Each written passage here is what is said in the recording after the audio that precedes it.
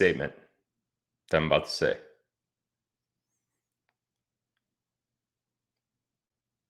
I've been alive now for 40 years, 40 and a half.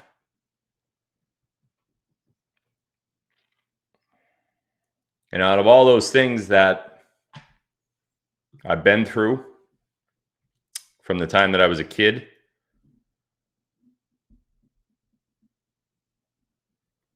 to my parents divorcing,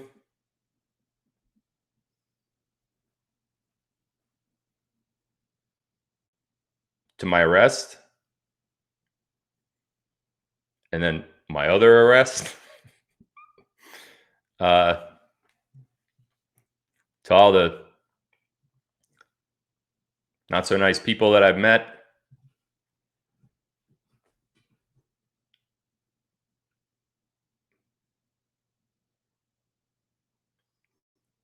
The last 2 months of my life have been the worst.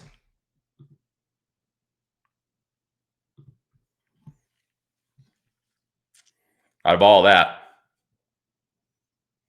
Now, it may not seem like it because you guys see me just about every day, right? But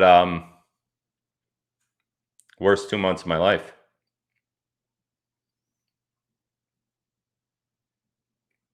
Never been through anything like that before.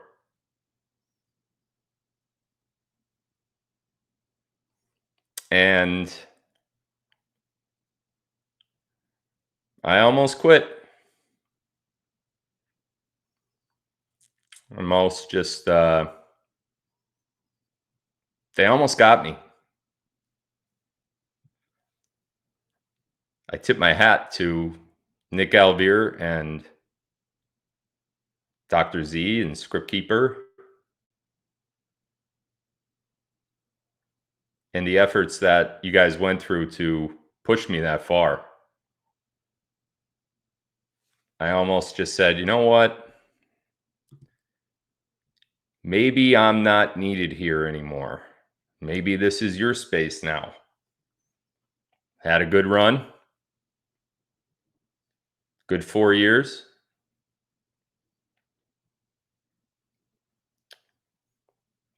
You know, it was like Kobe.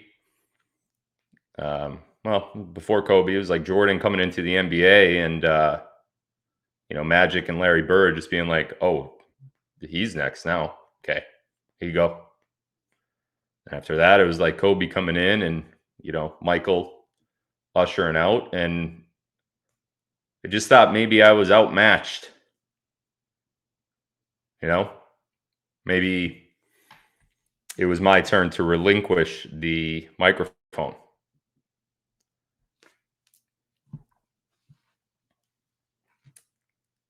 It was a really tough 2 months. And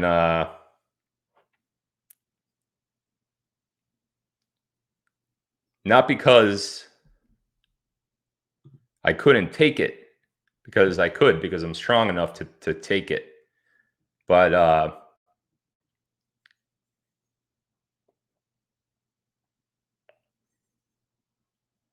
it was different this time because of my kids. My 2 boys, my 2 girls. One of my 2 girls has already lost a friend.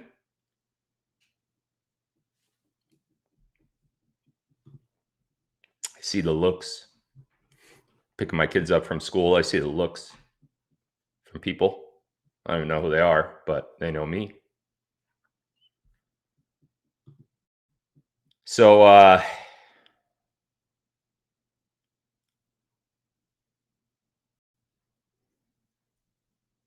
what I realized in the 2 months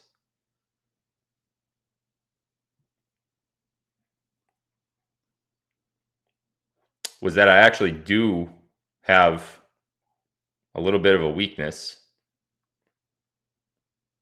It's not to the information that gets broadcast about me, but it certainly is to my children and Carrie.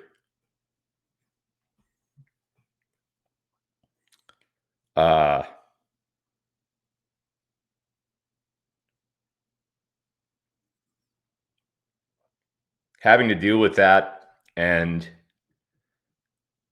seeing a fucking plane flying over my head, people laughing about it and making jokes. They really tear you down. And then simultaneously, you can't really handle that part of it because you're now involved in, a legal battle.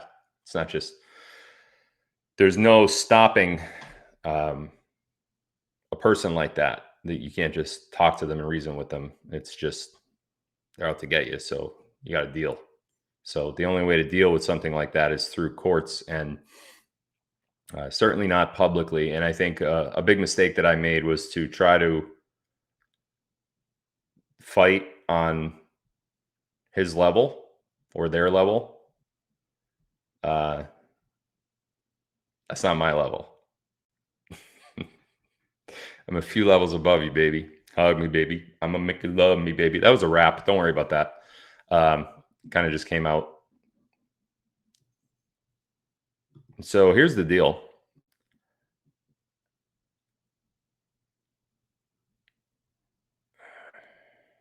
I'm not going anywhere.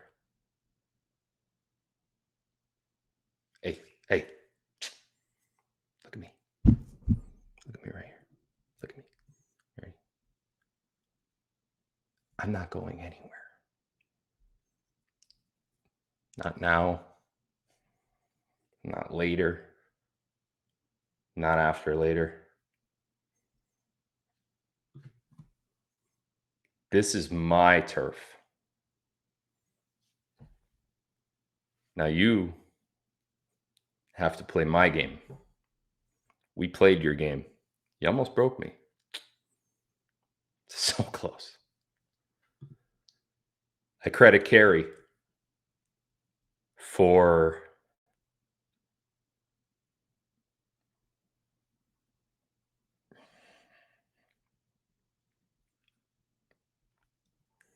damn it. I was supposed to cry. Son of a bitch. I credit Carrie for the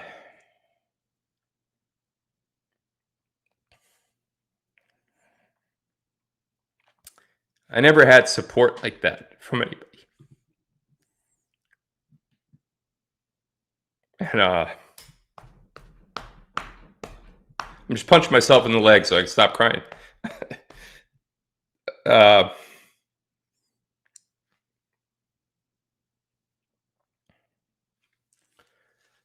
shudder to think what would have happened if she wasn't there.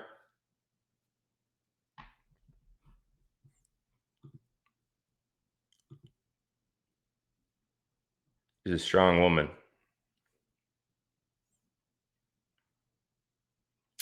Stronger than me. So for those of you tuning in a few minutes late, I just have one request. It's the first time I've ever requested this. Watch this entire episode tonight. Whole thing. Don't tune out if you don't like the content. I know some of you probably came back for some more decoding and drops and stuff, but we're going to get to that. We're going to have another live Sunday. This one's important to me.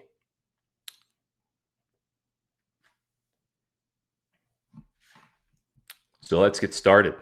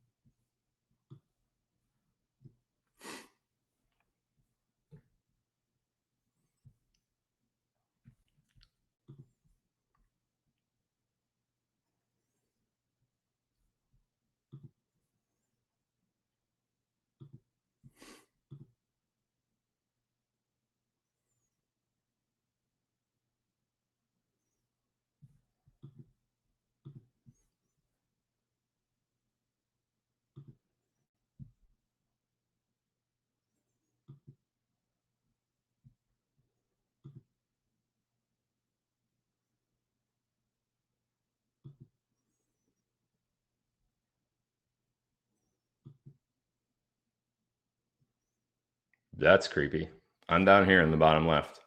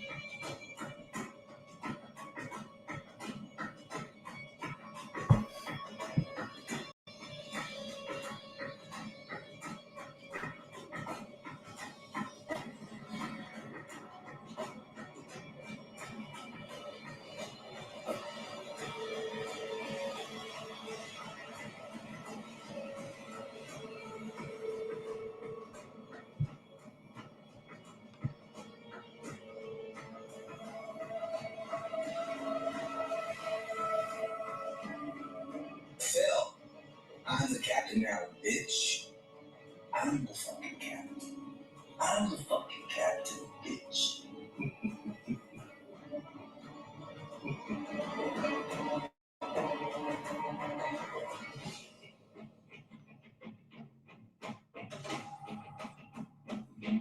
In today's digital age, words traverse continents in mere seconds. The power to uplift or annihilate reputations lies within our grasp. This is the true story of Phil Godlewski, a man caught in the crossfire of both online defamation and beyond. Standing firm in his quest for truth amidst the battlefield of social awakening, fake media, defamatory billboards, and more. Phil's ordeal began with accusations from his past, allegations that were proven false and have again spiraled into the light of public judgment. From a fraudulent voice and calculated hit piece that is far removed from the facts of his past. Despite Phil resolving these matters legally long ago.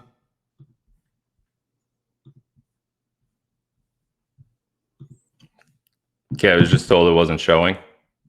That's great. So hold on, let me figure this out here.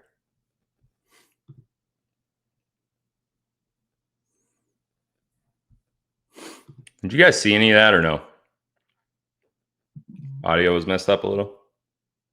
No video back quality. Okay. I'm on it.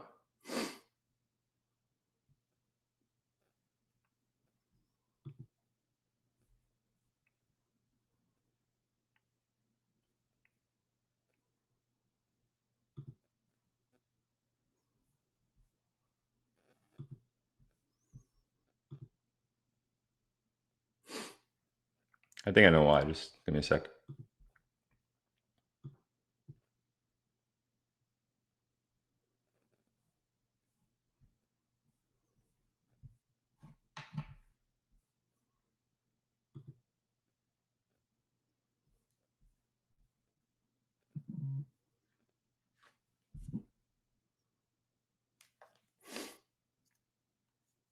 One second, guys, please. I'm just troubleshooting.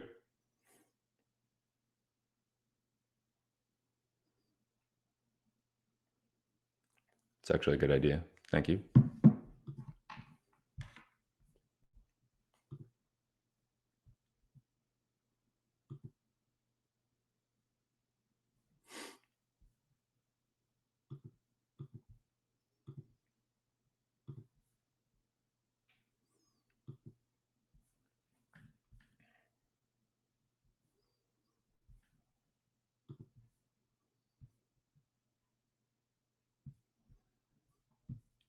All right, here we go.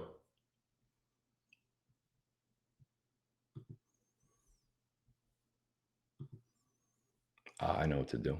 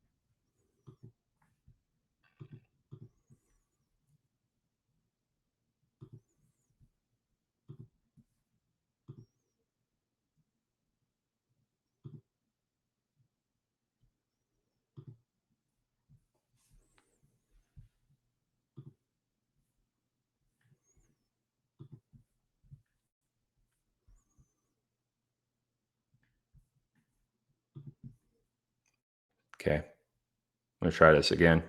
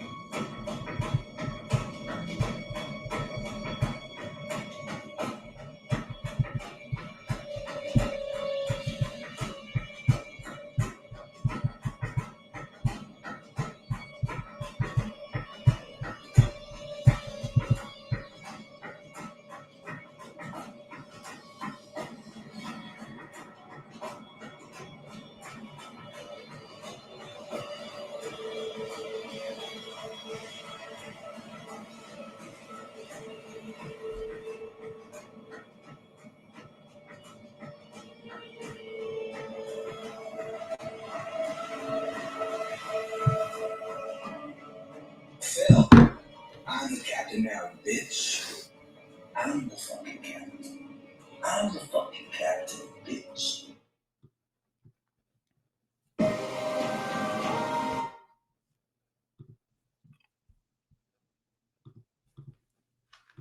Okay, now I'm getting aggravated.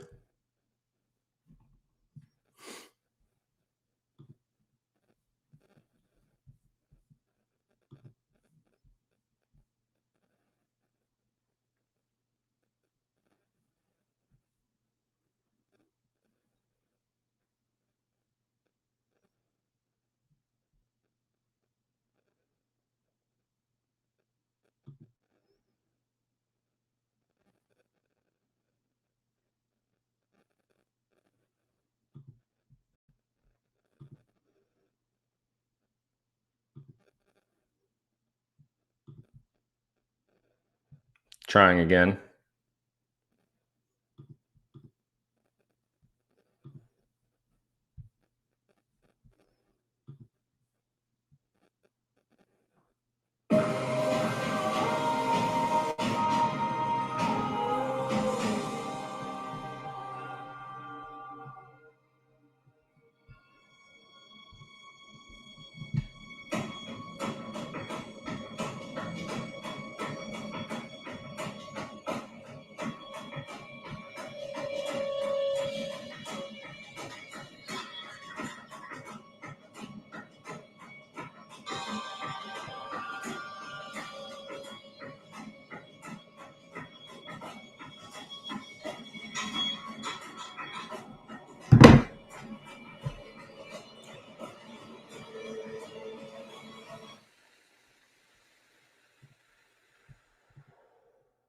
Now I'm getting more than aggravated. I'm actually getting very pissed off.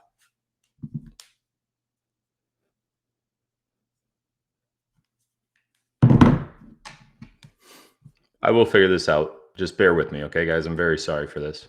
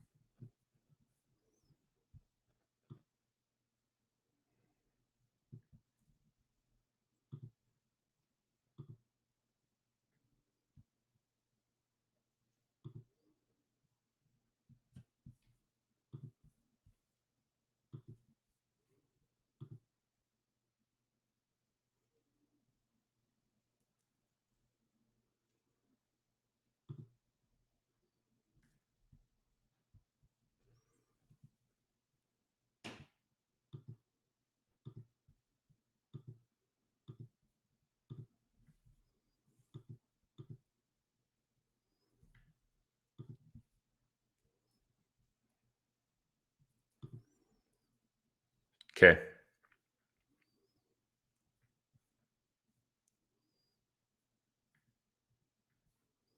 Let's try this again.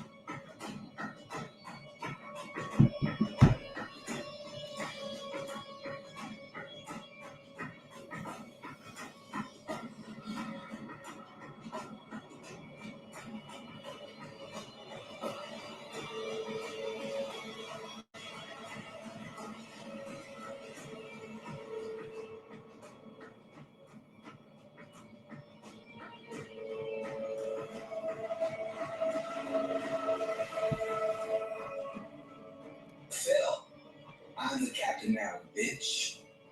I'm the fucking captain. I'm the fucking captain, bitch.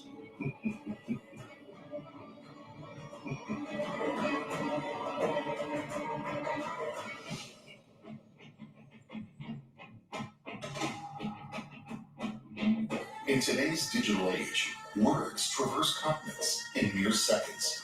The power to uplift or annihilate reputations lies within our grasp. This is the true story of Phil Godlewski, a man caught in the crossfire of both online defamation and beyond. Standing firm in his quest for truth amidst the battlefield of social awakening, fake media, defamatory billboards, and more. Phil's ordeal began with accusations from his past, allegations that were proven false and have again spiraled into the light of public judgment. From a fraudulent voice and calculated hit piece that is far removed from the facts of his past.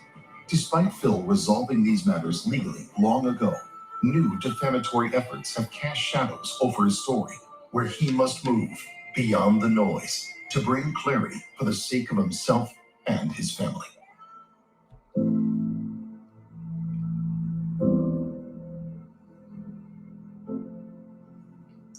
Recently, a flurry of lies has been strewn about, seemingly for profit and recognition, or certainly for personal gain. Nick Alvear, a very talented filmmaker, has used his skills to manipulate his viewers and tell half-truths by targeting my past, and he has crossed a legal line that I will not and cannot allow to go unanswered. This short film is not a hit piece on Nick. That would be easy enough to do. But I'm not going to spend my time or your time on something like that. However, I'm choosing to simply address some of the glaring false claims that Nick has fit into his narrative and to put things in proper perspective so we can cast the light on truth on what has long been settled. I've always heard that hurting people hurt people. I can't know for sure what Nick's motives are, but as damage has been done to me, the reputation I have with my audience and my family, I must set the record straight. It's never easy to confront accusations, especially those that stem from years-old legal cases. These charges from my past, which ultimately concluded with a much lesser outcome, have been blown way out of proportion, creating a storm that has swept me and my loved ones into its eye. This isn't just about me. It's about my family, my children, and their future. They didn't sign up for this. The relentless attacks, the vicious defamation. It's gotten out of hand. And it's time to set the record straight. Not just for my sake, but for them. These words may not resonate right now, but it should be easy because he didn't do anything of what this guy's alleging. Now, I think this fellow better watch what he says. Those words may be reckless and could have legal consequences. It's not my forte or my world if he's done something that's both actionable and not only, you can sue anybody if you want, you can file a cause of action against anybody you want. Can you prevail? I don't know. It's not my world. What I do know is using the word pedophile, that has a meaning. And if you're doing it for improper purposes to try to hurt somebody, that could be a problem. So for Phil, I mean, Phil's just got to sit tight. He didn't do anything what this guy's alleging. He's lived a pretty good life. He's worked hard. He's got a great audience because he's got a message that people like to hear. But I think everybody just has to understand that somebody here might have some motivation for acting in a way like this. I don't know if it's professional envy or jealousy, or if there's a turf war going on. Because what my understanding is they're both in the same kind of industry, and one might try to be taking the other one down. But at the end of the day, Phil did not plead guilty or was found guilty of sexually abusing any minors, and far from that. So for Phil, he should be comforted in that he didn't do anything that this other individual is claiming. So he'll be fine. The other individual, I think, should be very leery of the words he's using.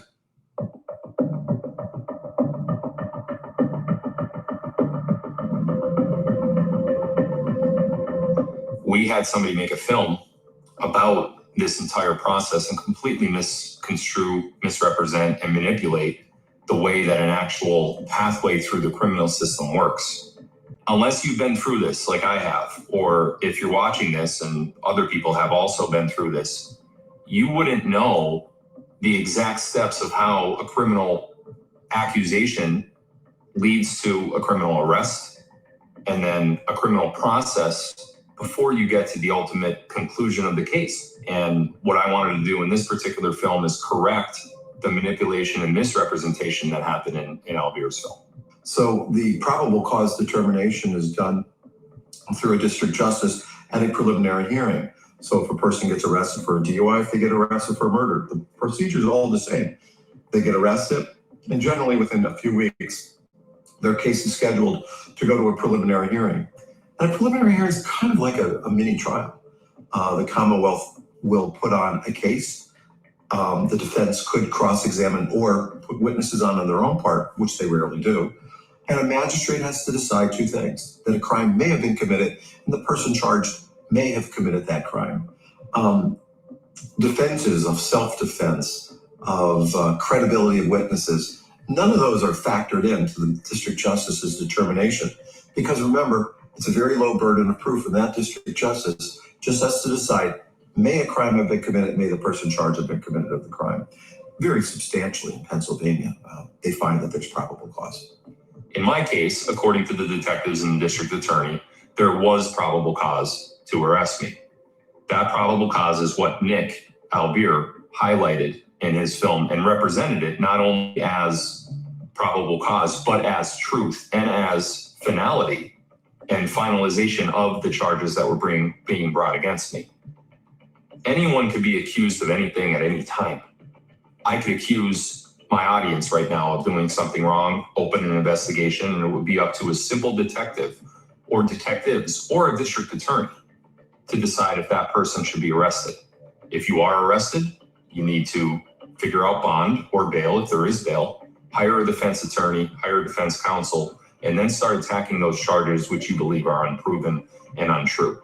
It was at that point when I hired my defense attorney, Attorney Jody Andrea, that we started finding those defects in the district attorney's case, attacking them one by one, and proving my innocence, which ultimately led to the dismissal of every charge. He was charged, I believe, now it's a long time ago, I believe it was done through a warrant. I believe they picked him up. He was taken to a magistrate. Bail was set, he made bail, and he was out, and then we eventually went into the preliminary hearing. I've seen people allege a lot of things, but that doesn't mean it can be substantiated at a jury trial. So allegations to me mean nothing. All they are is mere allegations. Ultimately, they have to face, the accused has to face a jury, and a jury will decide if they're guilty beyond a reasonable doubt. Accusations are one thing. What somebody was convicted of is another story. The way that Nick presents the charges as the conclusion is so improper and so unethical, especially by a journalist such as Nick and a filmmaker who, by his own admission, has made 58 films over the last several years.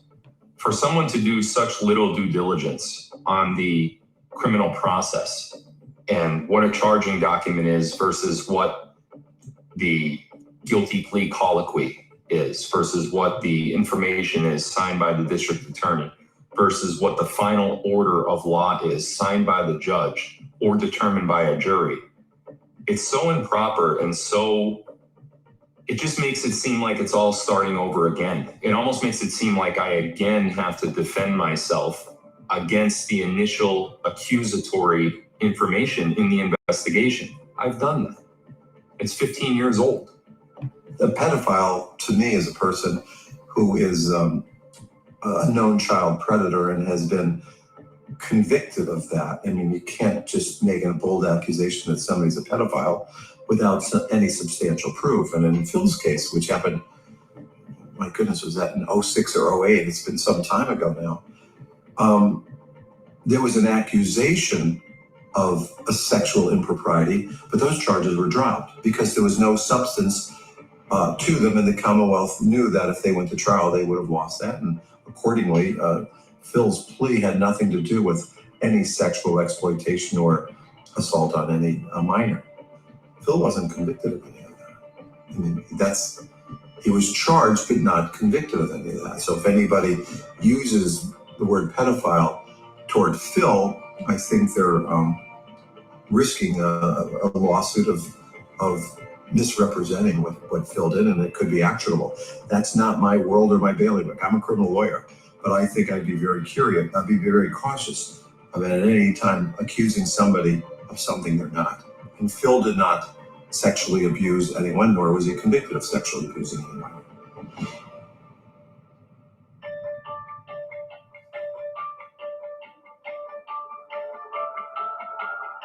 So I want to address some of the many falsities and some of the many contradictory statements, so to speak, that Nick has referenced in this film. And I think one of the first ones that I want to go over is the glaring fact that on December 22nd, 2023, Nick was not only defending me, but siding with me in the accusation that Phil is a pedophile. In his own channel, and I'll read directly from his quote, this was from the Good Lion Telegram channel. Nick says, "Dang, well, every story has many sides of truth. Personally, I don't see a 25-year-old as a mature adult.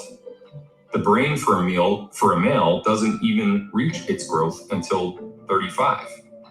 He knew what he was doing was wrong, that's for sure, but could it be helped? Looking at those texts," and again, here he's referencing the text messages that he was reading supposedly between me and the reported victim. Looking at those texts, it seems far less sinister than what people make him out to be. So to me, it's such a flip. It's such a glaring flip of opinion that happened all in a 2 or 3 day period. Christmas Eve, I remember being here with my family on Christmas Eve, and most of the day on Christmas Eve and Christmas and around holidays, I give to family. I'm not on social media, but my phone was literally blowing up. It was going nuts. Nick said this, Nick said that. I'm like, Nick who? It can't be Nick Alvear. Me and Nick Alvear were on good terms. I'm promoting his works. I'm telling everybody how good I thought he was at making these films and drawing attention to the things that people should be thinking about. And then suddenly on Christmas Eve, which is just 2 days before the text I just read, he's literally calling me a pedophile. And he's saying that I slept with a child. And he's providing no evidence for this whatsoever when he's saying it. So I'm just completely sideswiped by this. I don't know where it's coming from. I don't know why he's saying it. I don't know what he's getting at. I don't know what the motive was. There was certainly no disparagement between Nick and I that led up to it. Everything was fine. It was Christmas Eve. And even though he says in this exact text message that he had already reviewed the texts, he goes on to say in the very next line, "I don't think Phil is a pedophile like that which people attach to the cabal." He says in his own words, there is flexibility here. He said, you can hate him for it, but what's that doing to you? Reach understanding and honor yourself more. Not siding with a pedophile here, as I don't think Phil has an attraction to children. Then he goes on to say, which is really ironic to me, have you ever seen what 15-year-olds look like now? That's an insinuation, and I think it's plain in black and white that Nick may think that 15-year-old females are attractive. The irony of this whole thing is that Nick made a film seemingly out of nowhere. Even though we had a good relationship, we were on the same side, so to speak, exposing those that are lying to people of the world, exposing the lies that exist. Nick is now suddenly accusing me of something which, in his own messages, says maybe he also has a problem with. That's the irony of it. Never once in any platform or any show out of the hundreds and hundreds of live shows that I've done and the thousands and thousands of social media posts that I've done, I challenge anyone to find a single one of them, a single line, a single excerpt, a single anything that says, I think a 15-year-old is attractive in any way. You'll never find it because I've never said it. And I remember everything that I said. And more importantly than that, I know how I feel in regards to this particular topic. We have an actual message from Nick Alvear that indicates he thinks a 15-year-old is attractive nowadays. I think that's a glaring inconsistency with Nick's entire motive for making this film. And I also think it's the most hypocritical thing in this entire documentary. One thing I noticed in the community, so to speak, over the last 4 years that I've been involved is the way that people fixate on a particular topic or on a particular subject. And the obsession with that topic just consumes their life. I don't know what Nick's overall reason for fixating on me is, but I do know that, and I've seen it with my following, with my audience, I've seen it with other truthers. For some reason, someone tends to latch on to a certain particular event or a date. We've had a lot of problems with dates in our movement. Why isn't this happening on a date? And because a certain thing didn't happen on a certain date, that person becomes obsessed with that one fact. When there are all of these other facts that are presented that could help correlate why that thing didn't happen at that time, or that topic didn't turn out how you thought the topic would turn out based on everything everybody was telling you. The fixation on a particular topic is something that I think is almost like a reflex to what everyone is going through right now in society. We have a fraudulent government in place in the United States. We have the mainstream media who does nothing but lie to us about what's actually happening around the world. We have good people in our movement who are being painted as bad people. Case in point, Donald Trump, the most popular one that we could point to, saying he's going through this and this is ridiculous. Why is that happening? We have such a distrust right now for everyone and anyone around us that the fixation aspect and the obsession aspect of certain things is very common. Why Nick Alvear chose to obsess about this particular topic and me in general and get so many things wrong that he did in his film could really be anyone's guess. But I think it has a lot to do with personal issues that Nick may be going through, a spiritual effect that maybe God saw Nick as a great messenger. Maybe God saw Nick as something great for the patriots of our country or for our movement or for a political reason. Maybe God shined on Nick and gave him the ability to do what he did. And maybe the devil, Satan, and some sort of nefarious spiritual force noticed that God saw that and tried to pull Nick back and tried to stop Nick from doing.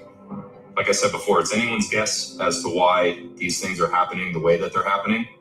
But the fixation, the obsession by Nick on this particular topic and on me in general it's out of this world. It's like nothing I've ever seen.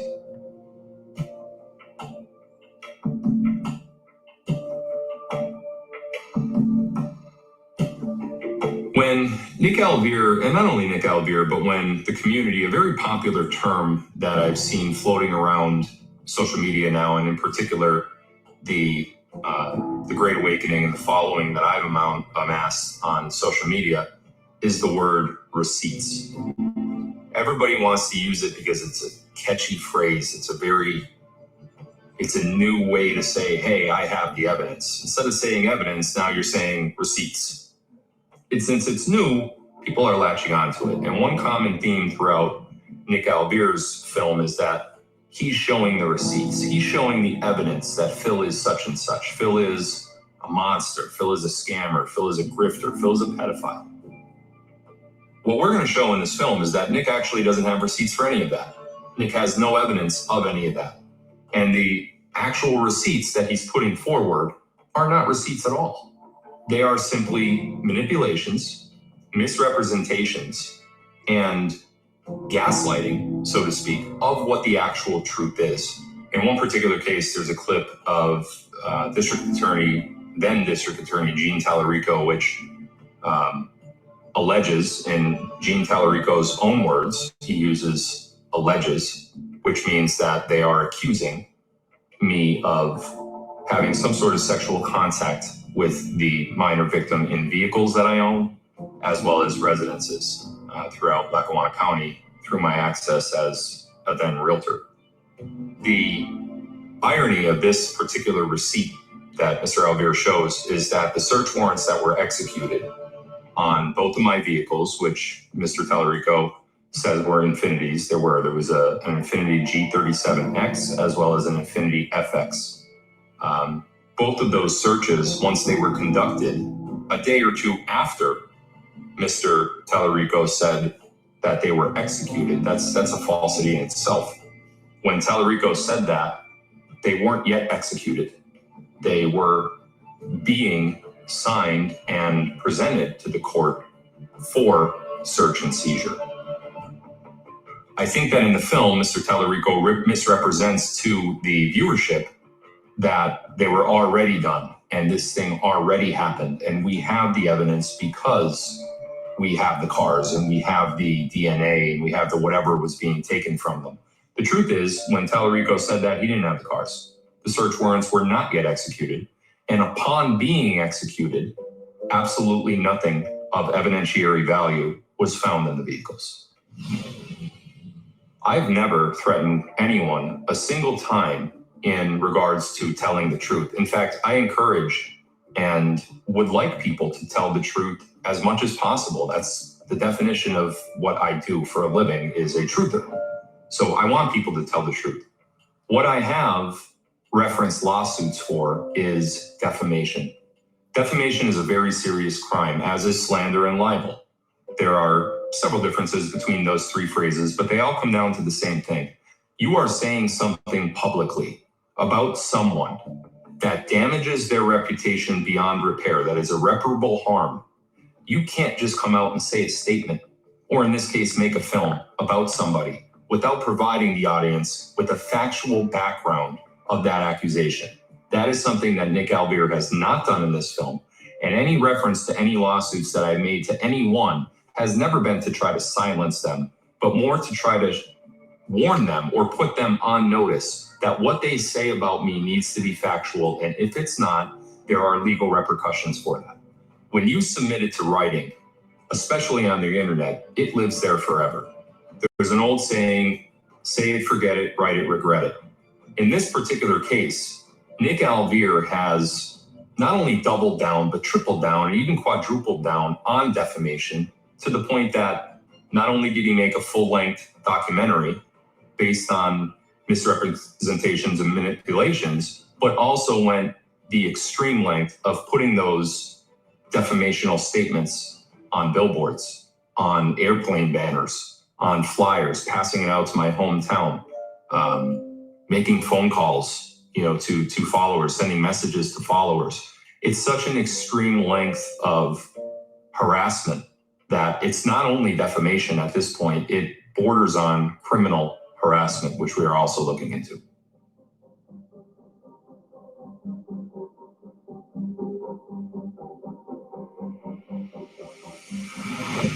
The screenshots of messages that Nick Alvear shows in his film at multiple areas and claims that they were from Verizon are not actually from Verizon at all. The only records that ever came from Verizon Wireless were on a CD that were mailed to the district attorney's office. Those records never made their way into my case whatsoever. The records that Nick Alvear shows are actually from a forensic analysis from the victim's phone and from the victim's phone only. Now, keep in mind, we talked about earlier in the documentary that the subpoenas and search warrants were issued for multiple devices that I owned. My cell phone, my then fiance's cell phone, my laptop, my business was searched. All of that evidence came up with nothing. None of these messages ever existed on any other device other than the victim's phone. And what's more important than that is that the forensic examiner himself noted in his report that these conversations between me and the purported victim of the case were not actually text messages. They were something else. We never actually got to find out what that something else was. And that's noted directly in his report because at the preliminary hearing, the prosecution never submitted any of this evidence as the basis to go to trial. The only thing that the prosecution did at the preliminary hearing, which for those of you that don't know is an evidentiary hearing to determine if you go to trial, the only thing that they presented was the victim's testimony. The victim recused herself from testifying by pleading the Fifth Amendment. At that point, the entire case should have been dropped legally. In this particular case, with these text messages and receipts that Mr. Alvear continues to say are accurate, these are not only not text messages, they are also not from me. And furthermore, we could show a series of fabricated, fraudulent, and purposeful acts to try to frame me. We were prepared to present that at trial. My attorney, my criminal defense attorney in this case, did present it to the district attorney's office prior to the plea deal. And at that point is when the district attorney started to negotiate with me. The mother of the alleged victim provided partial cell phone records for her daughter from AT&T. However, Mr. Alvear mistakenly slated in his film that the documents he was showing were from Verizon. These records were actually obtained through a forensic examination of the victim's phone, revealing text messages from March 14th onwards. It is important to note that the text messages displayed in Nick's film exclude any messages prior to March 12th. The billing period for the cell phone records in question spanned from March 14th, 2010 to April 11th, 2010. According to the investigation team led by Godlewski, an analysis of records before and including March 12th would have shown fabricated exchanges between Bree's phone and a device that was not Phil's. Despite requests for all cell phone statements from February and March, Ms. Dubourgel did not provide them. In this particular case, the forensic report for those messages indicates that they were not text messages at all, that they were something else. And the only reason that they were extracted from the victim's phone was that my name was attached to them. The text messages that were on the AT&T wireless bill that was provided by the victim's mother were directly from AT&T Wireless. Again, there's been so much talk about Verizon. The victim never had Verizon. The victim had AT&T. We know that because there's an AT&T bill with the victim's mother's name on it. And in addition to that, we have an email to the school district in which the victim's mother says, attached is my AT&T bill, my daughter's name and phone number is such and such. So what had happened here was the victim's mother supplied all of her AT&T records to the school district. The school district and the victim's mother then supplied those same records to the district attorney's office. The district attorney's office, for reasons unbeknownst to me, never put the fraudulent text messages extracted from the victim's phone next to the AT&T text messages. It was never done. How do I know it was never done? Because the timestamps on the AT&T bill from the victim show that conversations were actually occurring between myself and the victim. However, the content of those text messages is supposed to be the same content of the fabricated messages that were extracted from the victim's phone. If you look at the timestamps of both of those side by side, the fraudulent messages that were fabricated, in my opinion and my attorney's opinion, that were taken from the victim's phone were not on the actual AT&T cell phone bill at all. Timestamps are not there. Ironically, and yet even more evidence that this was a fabrication, is that the AT&T bill, the actual conversations that were occurring between me and the victim that had nothing to do with sexual anything, those timestamps on the bill do not exist in the fabricated text messages that were extracted from the victim's phone. There has to be a direct correlation between these messages in order for them to be seen as evidence in the eyes of a court. When this information was presented to the district attorney's office, when my private investigator, when my forensic team, and when my defense attorney presented this lack of clarity and lack of connection between the actual cell phone bill provided by AT&T and the messages extracted from the forensic report, the district attorney caved, as they had to, because they knew there was a defect in their case. That is called nolo pros. And that's why every charge that I was charged with the exception of one that had nothing to do with sexual anything, that's why all of those charges were nolo pros. Nol pros is a Latin term, meaning we shall no longer prosecute. Typically, it is a declaration made to the judge by a prosecutor or the plaintiff in a criminal action case. It doesn't mean a case is dismissed as an acquittal, but the admission is for one or multiple charges that cannot be proved, and that evidence has demonstrated either innocence or a fatal flaw in the prosecution's claim. In this case, the prosecution declared nol pros, which resulted in all felony charges being dropped against Godlewski, and ultimately only a misdemeanor charge was pleaded as a concession to wrap up the case before going to trial. This misdemeanor did not contain any references to sexual misconduct. Ultimately, the district attorney decided that these charges need to be nolo pros. Nolo pros is an admission by the charging body that we can no longer prosecute this individual because there is a defect in this particular charge against them. Well, clearly, the Commonwealth of the state of Pennsylvania, the prosecutors in the case, bit off more than they could chew in this. What my experience is, if a minor makes a complaint, the initial knee-jerk reaction is to believe them when you're a prosecutor. Through our discovery and through our private detective work that we did, we showed that the Commonwealth, that they really had problems with the case, and we came to a compromise resolution. Why this person made the accusations, I don't know. I'm not in her head, but I know they were not substantiated, and they couldn't be substantiated, and that was the reason that we negotiated a very good resolution on our part.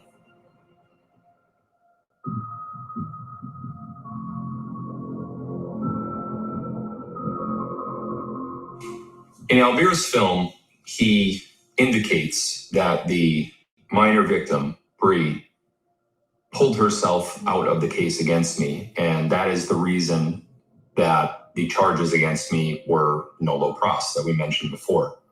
That's not the case.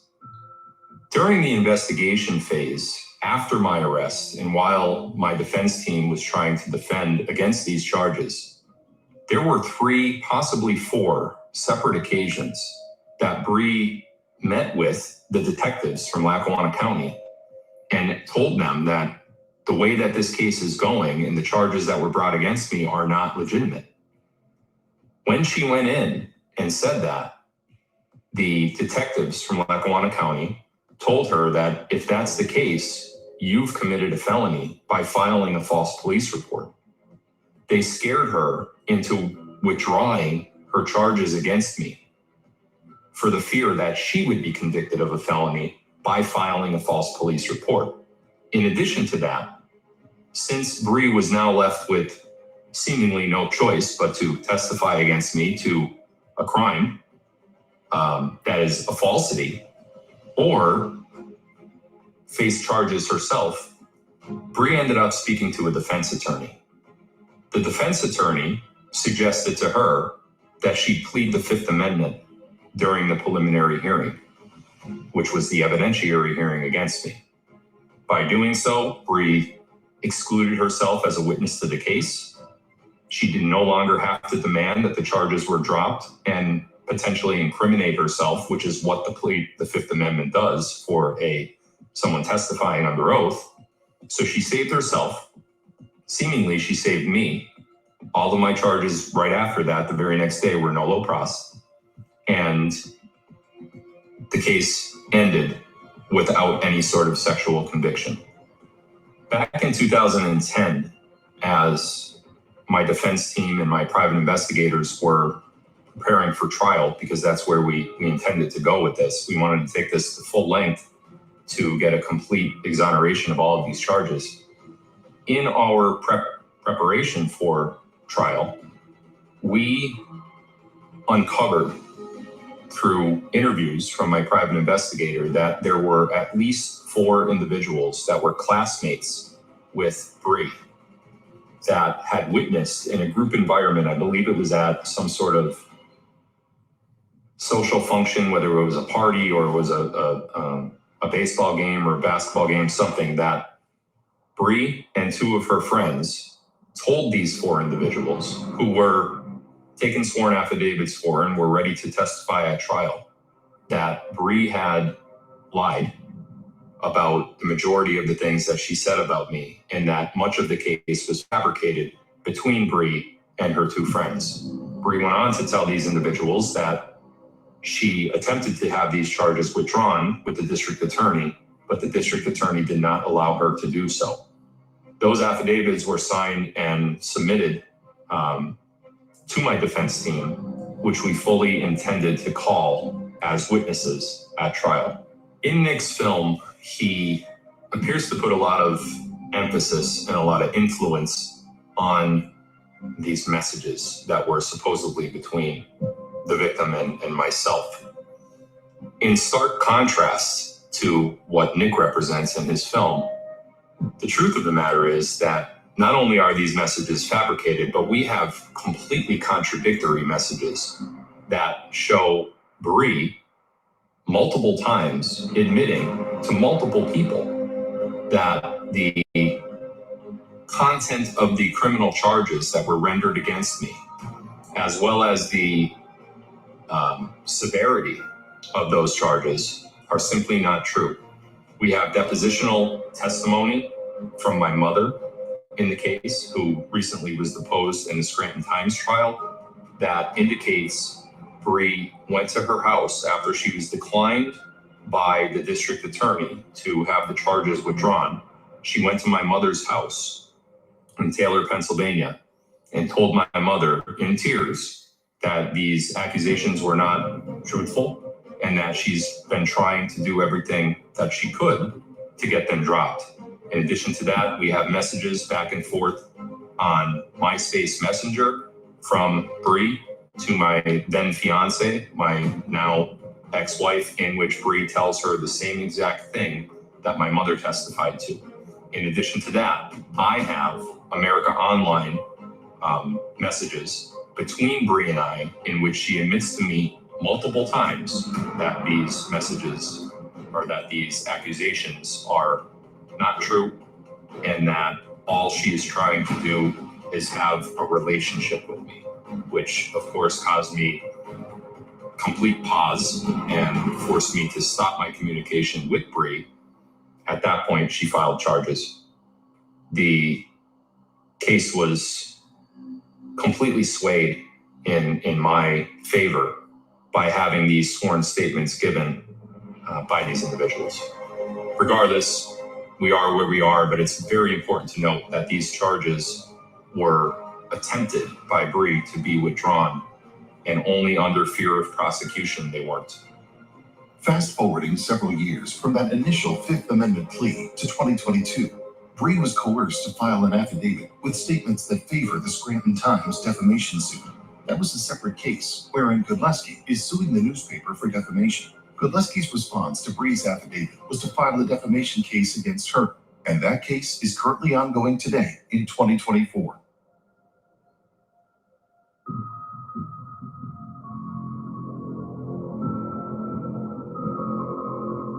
Nick Alvear, in a section of the film, references and highlights a changing of the Pennsylvania Penal Code in regards to charge 6301, corruption of morals, corruption of minors. The charge was changed post-conviction of me, meaning I think it was 3 or 4 months later, after I signed my plea agreement and my case completely concluded. 3 or 4 months later, the state of Pennsylvania and the legislature from Pennsylvania said, you know what? We're going to make all of these charges under this particular penal code, 6301. We're going to make all of them sexual.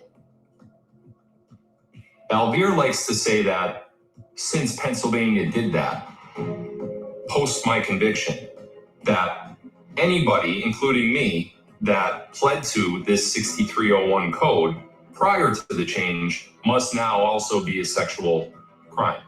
It's not how it works. When I made my plea in 2010, those changes were not even anywhere near anything I was pleading to because they didn't happen yet. Had I known that what I was pleading to would have had to make me register as a sex offender, I would have never pled to it. I would have taken the case to trial and I would have won. Why? Because I was innocent and I could have proved that I was innocent. Alvear likes to make it seem that because there was a change in the law after my plea deal, that means that I agreed to the change in the law, even though I didn't know about the change in the law. It's the worst type of misrepresentation, manipulation, and juxtaposition of a journalist that I've ever seen, which is one of the primary reasons that I'm going to win in defamation court and federal court against Good Lion TV and Nick Alvear.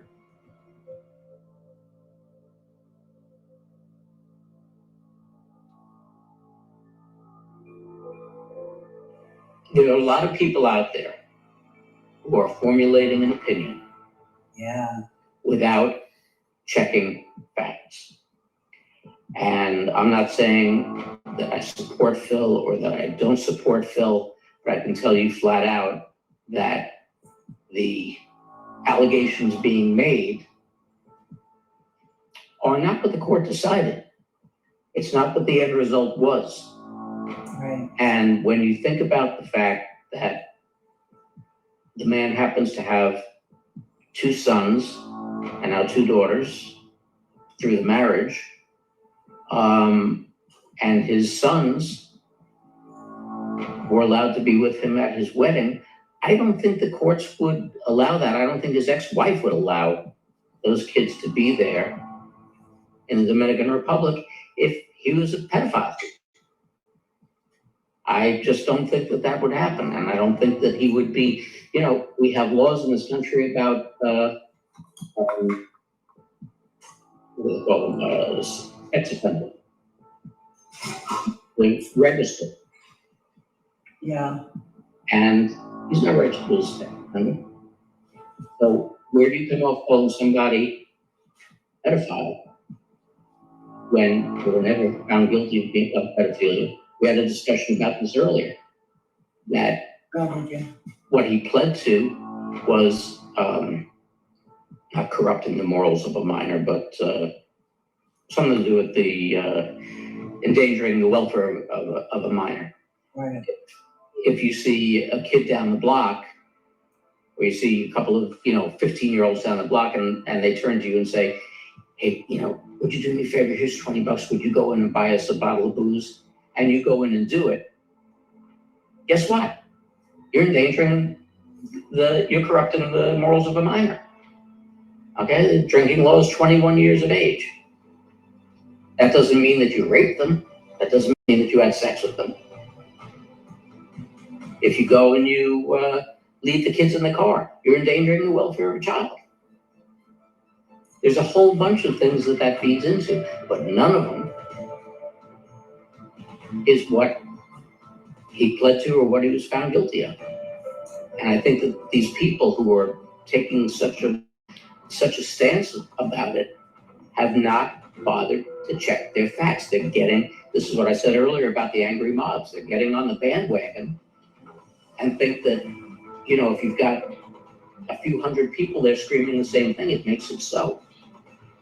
It doesn't. It doesn't. Well, even though they show the receipts in the movie, the film. They're not showing the receipts. When you go to trial, have you ever been to court? No. Okay. When you go to court, there is a procedure that's followed, and there's discovery, and you bring out evidence, and you bring out what you're charging the person with, and you bring out your supporting evidence. Well, when the defense attorney starts going at it and kicks all that stuff to the curb, and they dismiss all of that information as non-factual, you can sit there and wave it all you want. The judge has already said no. Okay, no basis for that. And that's what happened if you go and you check all of the information. So where are your facts and receipts? You're taking the facts that you want to be facts and waving them in everybody's face and making them facts. And this is, look, 46 years in the mainstream media, I'm telling you, Yeah. people make up what they want and they put it out there. And then if enough people say it, and I hate to say it about our own, but Americans are lazy. Yeah. Okay, they're just plain lazy. They hear it. Oh, well, you know, this guy said it. He said it on a podcast. It's got to be so. Or you know, the anchor on Channel 2 said it. It's got to be so. No, get off your ass. Go look it up and find out the facts.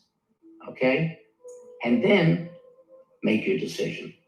But until you go and you find out the facts, don't go and listen to somebody else and say, oh yeah, it's gotta be so. He said it, it's gotta be so. No. In this era of the Great Awakening, we cannot cannibalize our own. Instead, we need to unite arm in arm, ready to face the truths, and create a world where dialogue and understanding win over division and defamation. My desire is for others to learn my story, and no matter what side you're on, make decisions based on truth, supported by facts. As we tackle current struggles in this life together, I invite you to move through these challenges thoughtfully, and together we will bond through a common goal of experiencing the greatest time of any generation on Earth. It's time that we consider those around us, give space where it's needed, and be slow to judge others. It's only then that we could begin to choose truth over lies. And only then can we truly move beyond the noise.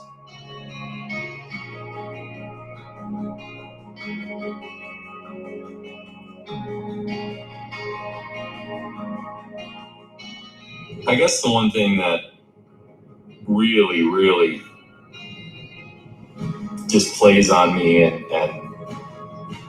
I can't seem to do anything about, regardless of how many lawsuits I file or how loud I scream at the top of my lungs from any mountaintop or how many posts I make on social media, the one thing that just really hurts is the effect that all of this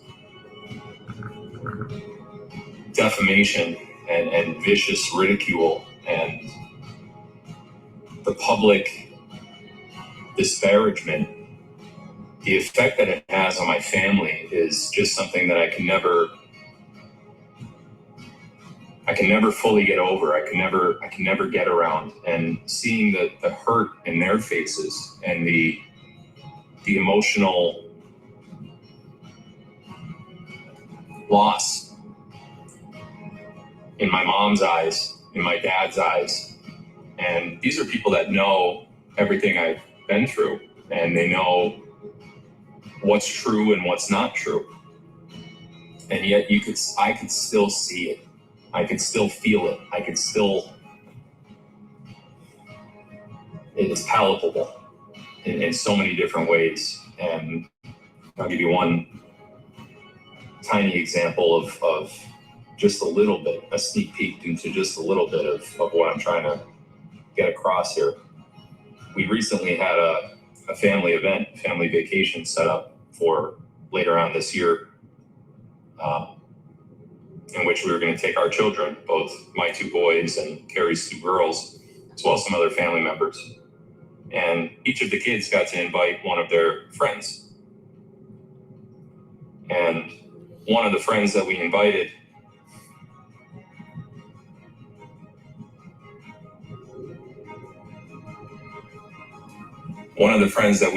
that was one of Carrie's daughter's friends. Upon the invite, the parents of her best friend asked for the address of the property, which I would imagine just about any good parent would do to know where their daughter's going to be located, especially because, it's far away.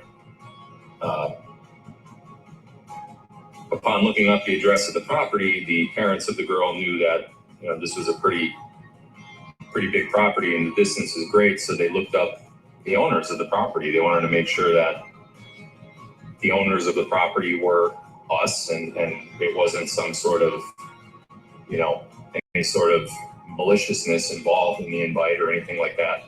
And I respect that. I think that's good parenting. However, when they looked up the owners of the property, they had to find that I was one of the owners of the property. And of course, not only was it Carrie, but it was also me. And the question then was, well, who is this guy? And first thing they did was take their inquiry to the internet, and they found Mr. Alvear's film. So, needless to say, not only was that invite for vacation stopped, but the daughter is no longer allowed at our properties at all anymore, not even our local properties.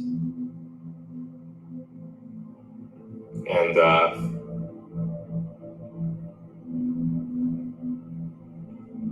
it's because of me.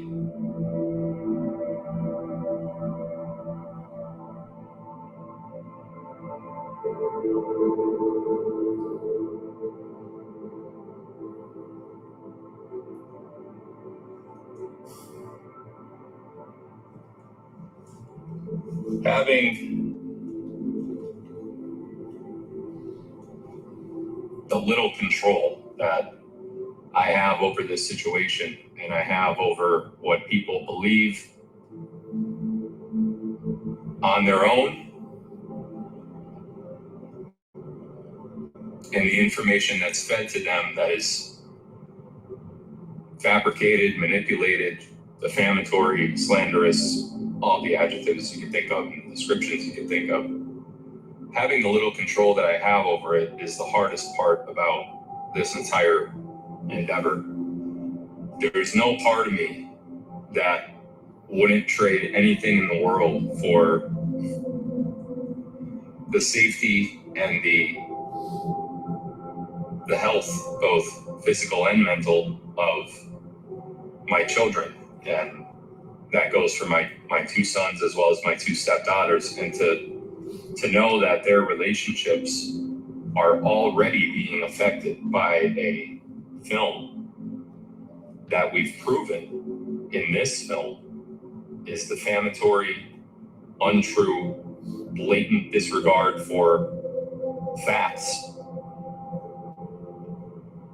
The little control I have over that will haunt me for the rest of my life. And there's so much damage that has already been done that can never be undone. For what? How do you take something like that away from a teenage girl, a friend, a relationship,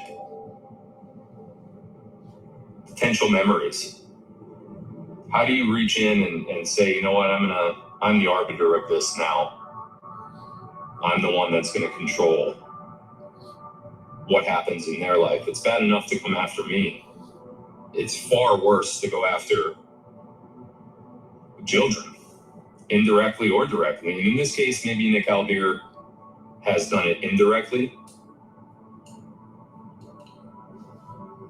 But how can't you know? How can't you see the ramifications before the fact?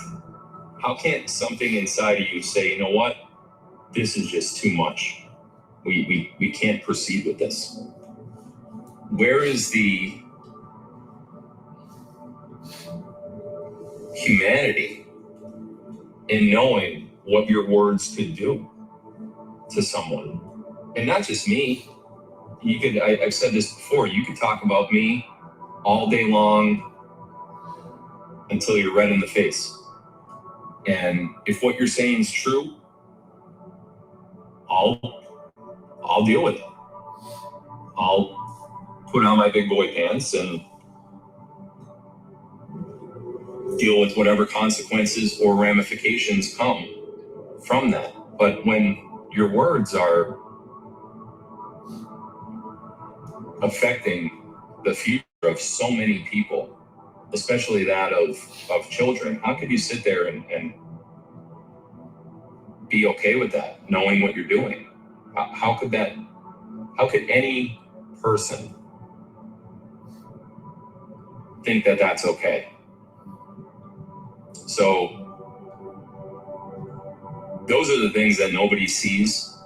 You know, everybody will see on social media or Telegram or another platform the posts that I make, you know, in defending myself, or the films that I make in this case, or the court documents that I post to prove myself against these allegations. But what you don't see is the behind the scenes stuff. What happens in the mind of that person's mother or father, or that person's daughter or son. You guys don't see that. You know, I see that. And I'm the one that has to live with it. And the very least I could do is a film like this to set the record straight, and just hope that there's enough discernment amongst the people that actually get to see this between what's true and what's untrue, and in this case blatantly untrue. So that's why I do the things that I do, and that's what's on my mind on a regular basis. And the thought of not being able to correct this record, and not being able to defend, and not being able to prevent the things that have already happened to my family because of this, in just a couple months that it's been out, that's what this is all about for me.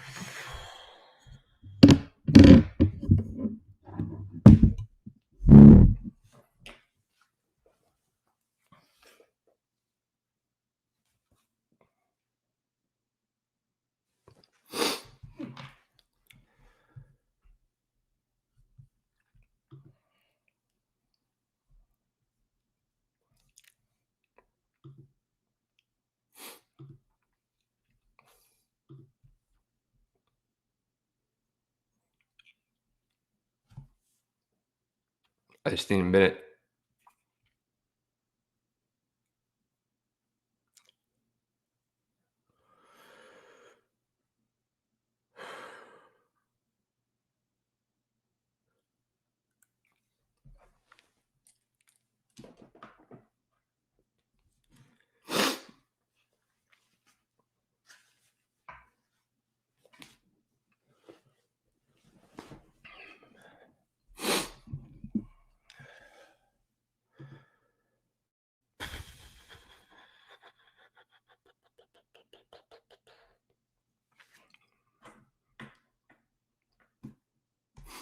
Nick,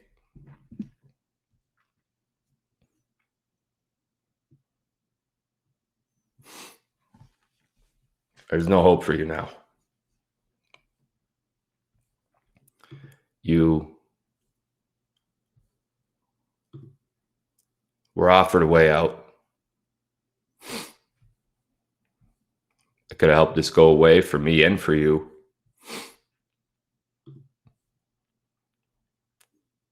But now you're mine. Now you play my game. And you're not going to like my game. Dr. Z, Alpa, any executive producers listed on that film? Josh Young, you're all coming into that federal lawsuit. And, I listed maybe 10% of the information that I have that exonerates me from what you've accused me of and what you've alleged in your defamatory posts, films, billboards, airplane rides,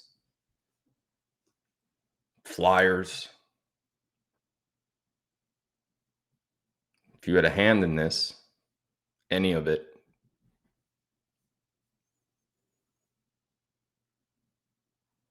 you're not going to win. So whatever you enjoy doing now, whether it's podcasting or making songs or making films, enjoy it, because your time is coming to an abrupt halt.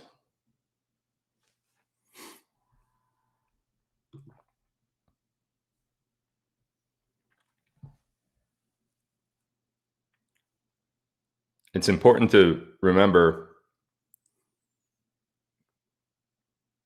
that what Nick et al. Has thrown upon me is a war. It's not a battle. It's not a turf war like Joe said in the video. It's a flat out war. And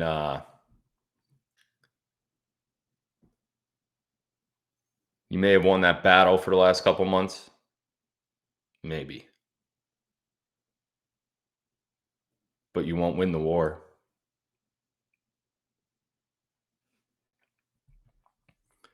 To everyone else listening, other than those awful human beings that I just mentioned, and anyone else that wants to buy into it, FCB, if you don't think I see you, I see you.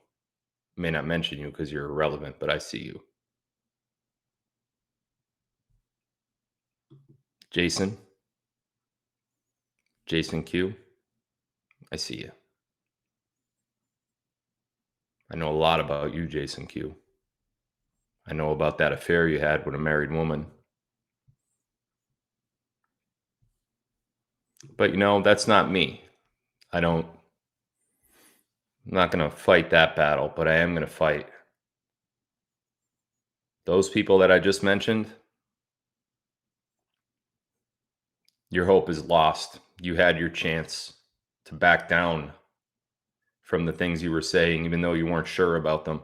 You chose willingly to listen to the fabrication and manipulation of facts that Alvear put in his film. That was your choice.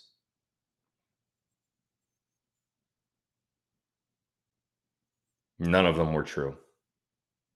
And I proved a lot of that tonight, but I'll do even more in federal court.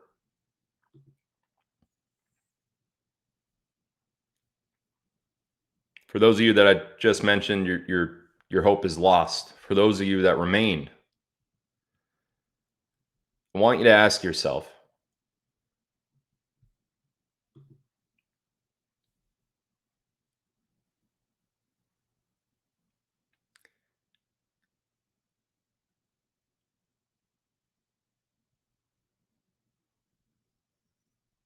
Is this who we are?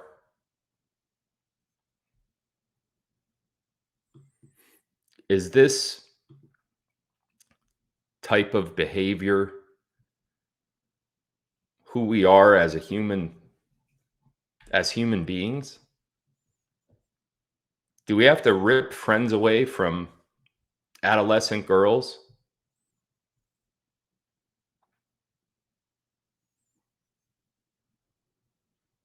You know, my kids search the internet now.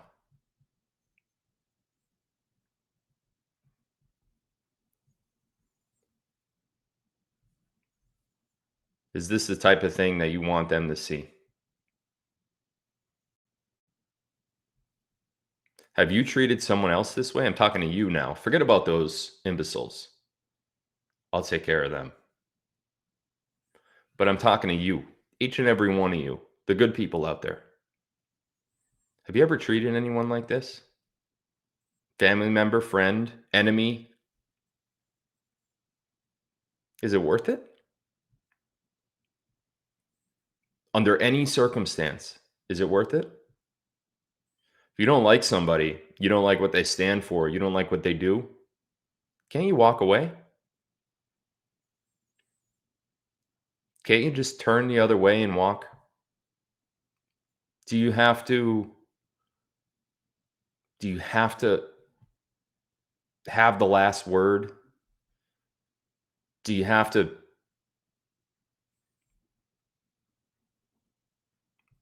be right? Because what if in your haste of, I have to be right no matter what, because if I'm not, what if in that haste, you're wrong? I want everyone to play a game with me right now.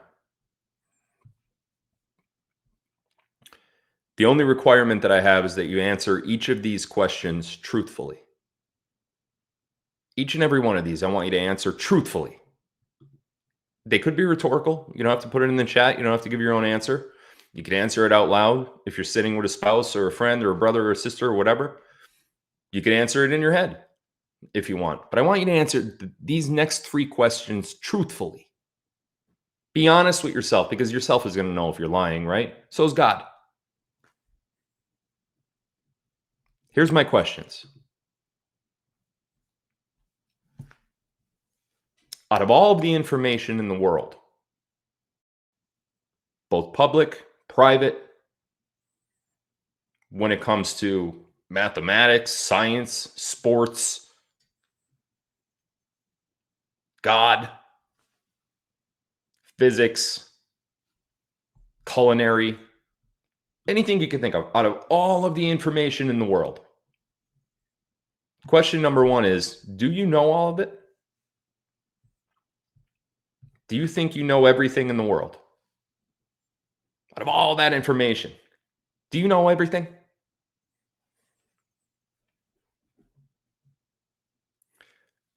I think you'd be lying to yourself if you said, yeah, I know everything. Right?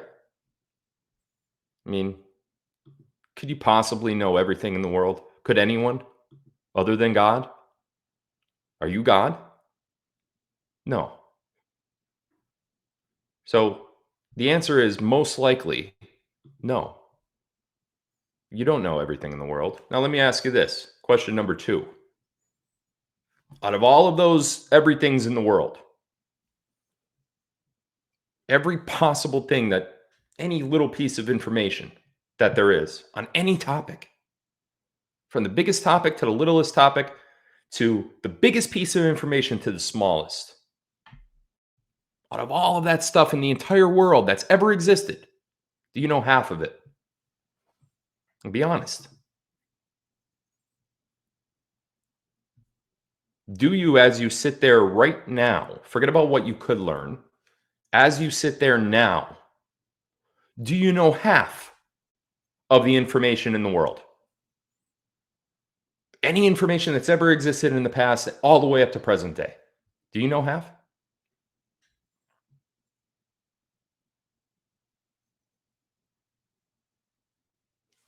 I think if you're being honest with yourself, you'd say no, right?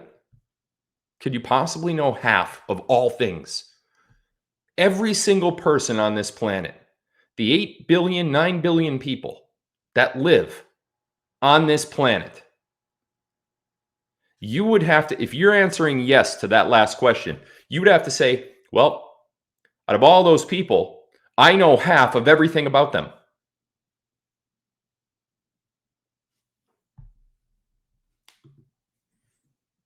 Right? You can't know half about everyone. You can't know half the information in the world. You can't. Now, third question. We're still playing this game. Third question.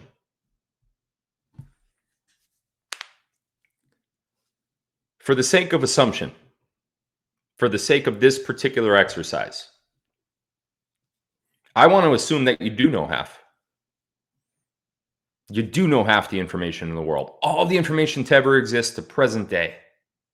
All of the people in the world, half of them, you know everything about them. Let's just pretend. Okay? You now know half of everything in the world.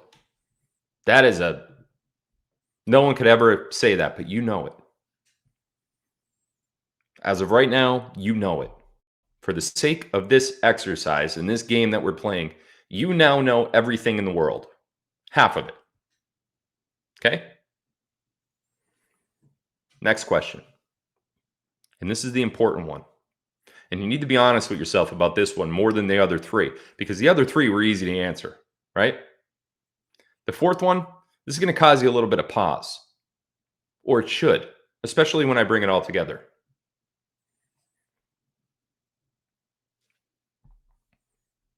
If you knew half of the things in the world, which I'm giving to you right now, there it just went through cyberspace. You now have it. Okay? Is it possible?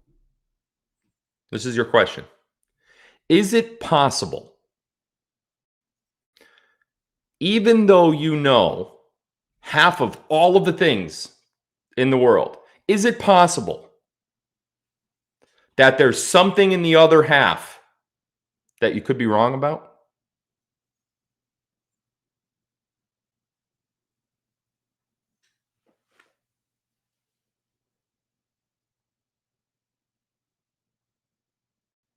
And that's if you know half. What if you know less than half the things in the entire world? Is it possible that even if you're that smart and that abreast to everything that's going on, you're able to do research and you're able to check the receipts and you're able to do everything and you're able to listen and you're able to comprehend and you're able to articulate words and you're able to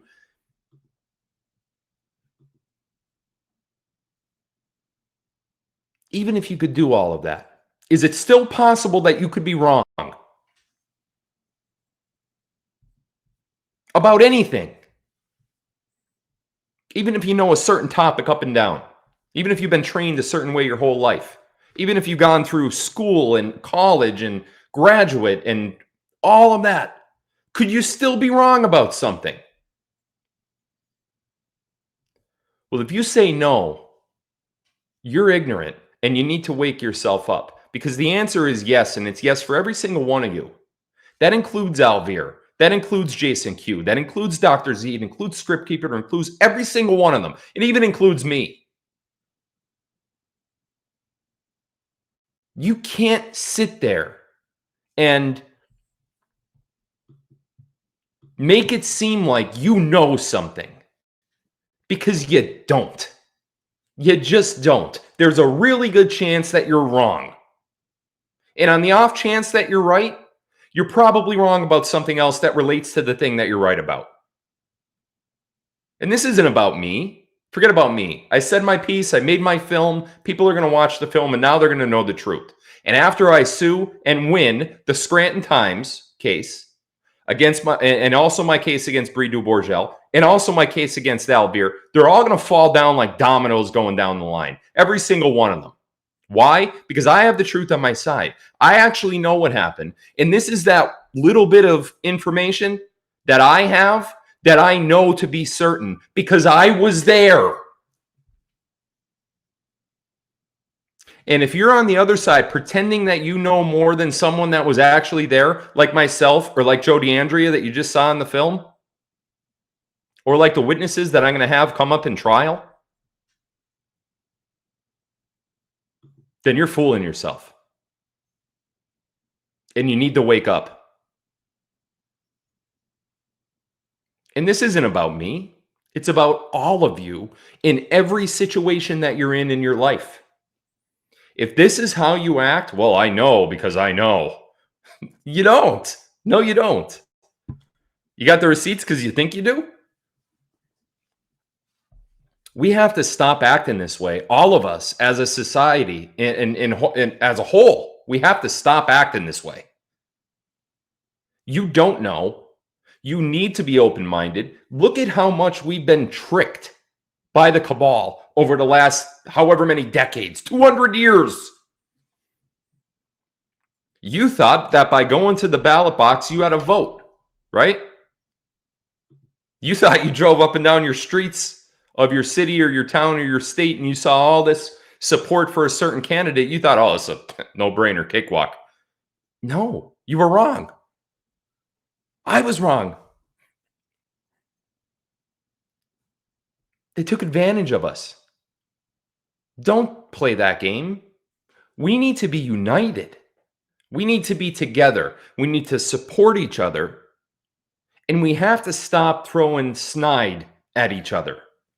These little bickering things. Why? For what? What is this accomplishing?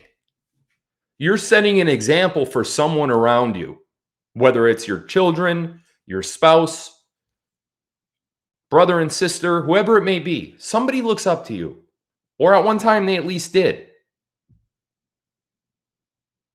And we are teaching and enabling them to let Satan into their life. How do you...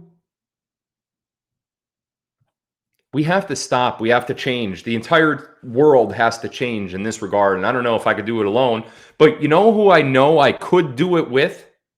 All of you. Because if there's one thing that I know that you may not know, is that I have the numbers. I have enough people that watch me that like my delivery, like my gorgeous face. Could be that. Might not be. I'm not sure. That's one of those things that I don't know, that I could be wrong about, of course. Now, they like my content. They like the tone of my voice. They like something about me. They have a trust for me. And I have a lot of them. I have a lot that have the opposite feeling too, but just put them over there for a minute. We have to change. We can't act like the people that made that film. That is not who we are. They are not us. That's not what we stand for, and that's not what we're all about. And the reason why I wanted to do this live tonight, and in this manner, I could have just released the film. I have it in digital format. It's uploaded privately on Rumble. I'll release it tomorrow. But the reason why I wanted to release it this way is because I wanted to have this talk. You don't know if your behavior, you think that you're mad at your neighbor because he's a jerk, or you're mad at this one, or you're mad at this one, and something you do throughout the day, a comment you make on Facebook, a bad look that you give them when you're getting out of the car because they didn't come to your son's birthday party. Who knows? It could be anything. Any little type of anything. How do you know that their kids didn't witness that? Now what? Are their kids going to think worse about their parent? Do you think you should be in control of that? You're not God. You're not the one that gets to decide who is good and who is bad. The only one person that you have control over to decide who is good or bad is you. You can't decide if somebody else is bad. That's not up to you. It's never been up to you. There's one person that could decide that, and one person only, and that's God. But yet we do it every day. We're numb to it. You know, I remember there was a rapper. He actually got pushed out of the rap industry because of a lot of his content. A lot of you will recognize his name, Macklemore. He's from the Seattle area. He won Rapper of the Year. It was a while ago. And right after that, it just disappeared. I'm going to pop some cash. Only got $20 in my pocket. I'm trying. Everybody. This is really awesome. Anyway. That was one of his songs. I know I sound just like him. A lot of people tell me I sound like Macklemore. And, you know, I'm not saying I say I sound like Macklemore, but all of these people tell me that I sound like Macklemore when I rap. So I'm not saying I think that. That's not what I'm saying. But what I am saying is all these people tell me that. And none of those people even know each other. So they're all telling me like individually with unbiased views or opinions. So how could they all be wrong? That's my question. How could they all be wrong all at the same time? It's just not possible. So therefore, I must be sounding exactly like Macklemore, I guess. I don't know. Anyway, Macklemore, he said something in one of his, and I don't know the exact words. You'll have to go back and find them. I don't even know what song it was. But boy, as soon as he said it, I heard it the first time. I'm like, damn. That's brilliant. Brilliant. And here's what he said. Something like, we say the words fag, gay,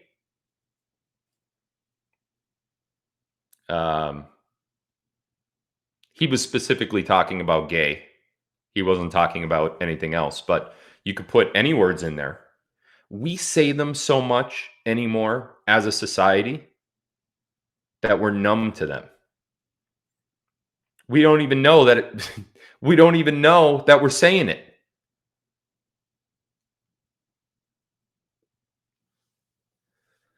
It's just become part of our language. And it was, back then it was disgusting.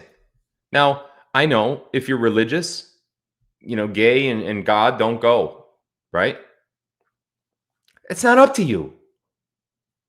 It's not up to you. It's not up to you to determine whether or not somebody should be gay. That's up to God. And the fight or the argument in that situation is between the person that chooses to do it and God, not you. And if that's what they want to do, you shouldn't sit back and judge. Who the hell are you? Let them do themselves. Let them do what they want. That is their life. Let them do it. And you have absolutely zero influence over what they should or shouldn't do. And that's not just with gay. That's with so many things. Race. How many of you have made a racist comment in your life? At least half of you have made a racist comment in your life. I know I have. Why? Because we just become so numb to the damn thing. And we got to stop it. And if you've learned anything tonight from this film, you know what I want you to do? I want you to go back and watch Elvira's film. If you could stomach it. Watch that one and then watch mine right afterwards. Now you tell me, who did you side with? I bet you a lot of you looked at me like, you, after Elvira's film, you looked at me and you're like, you tricked me. He has the receipts. Friggin' term. I'm never going to forget that term just because of this situation. I will literally never forget that term and I'll always hate it now. So if you're in my chat or something and you're never going to hear me say anything, got the receipts. Because it's just stupid. I hate it.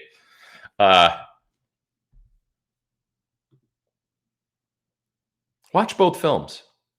And if you're one of those that maybe had some sort of negative opinion about me based on Nick's film, now what? Can you finally see that you were wrong? What's it going to take for you to see? How many parts of his film do I have to go into and say, that's a lie, here's why, that's a lie, here's why, that's a lie, here? Just because you see something or read something, it's automatically true? Or if you watch film, it's automatically true? What are we doing? This nonsense has to stop. It's got to stop. We're We're not black and white and Hispanic. We're human.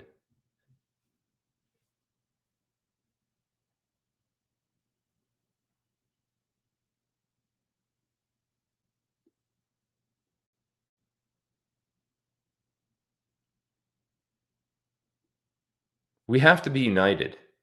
Because if we're not united going forward, especially after all of this happens and everything that we expect to happens finally, if we're not united after that, we're just going to fall right back into this. And it's either our kids, our grandkids, our great-grandkids, or our future family member generations that are going to suffer way worse than what we suffered.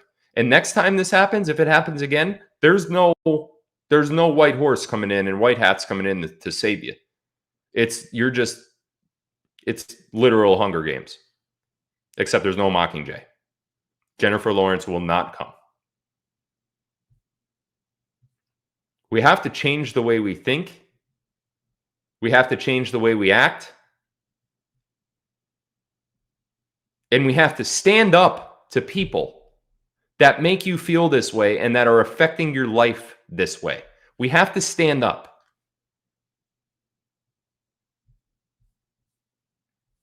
And it starts by doing what I did.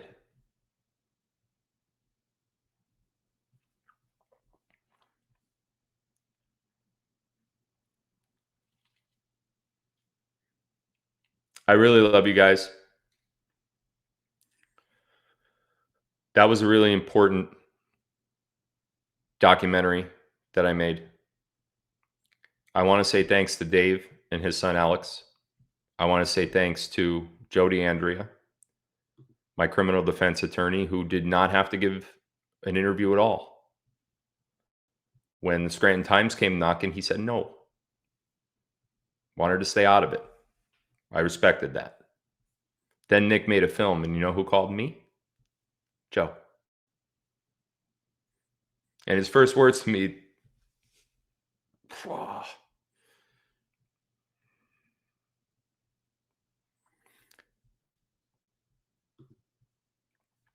his first words to me were, "This isn't right.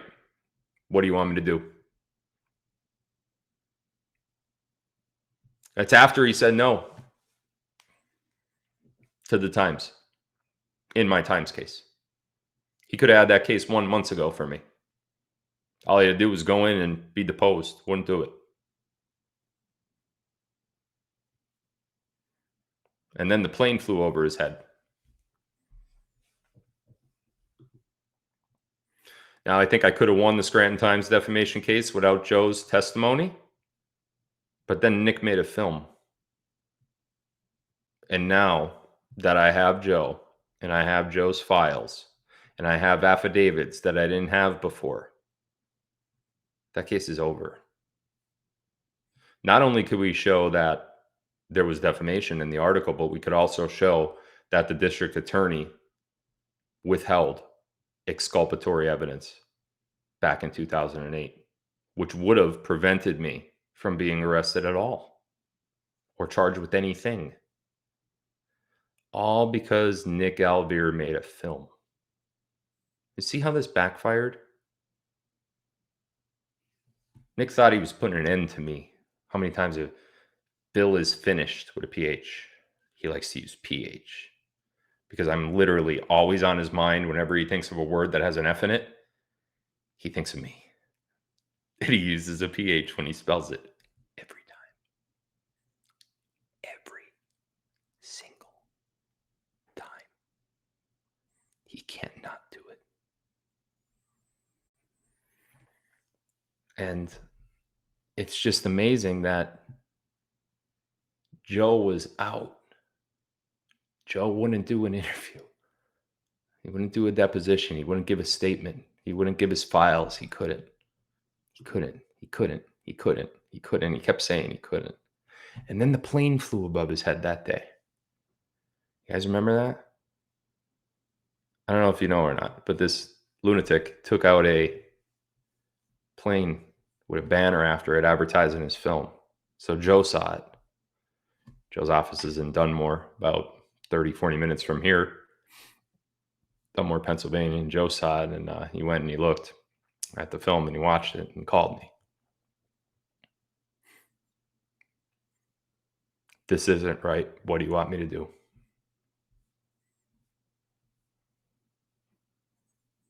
Thanks, Nick. You may have just made me a billionaire, because I'm pretty sure that we're prepping a case against Lackawanna County as we speak. Listen, guys, this was the hardest 2 months of my life. I started the show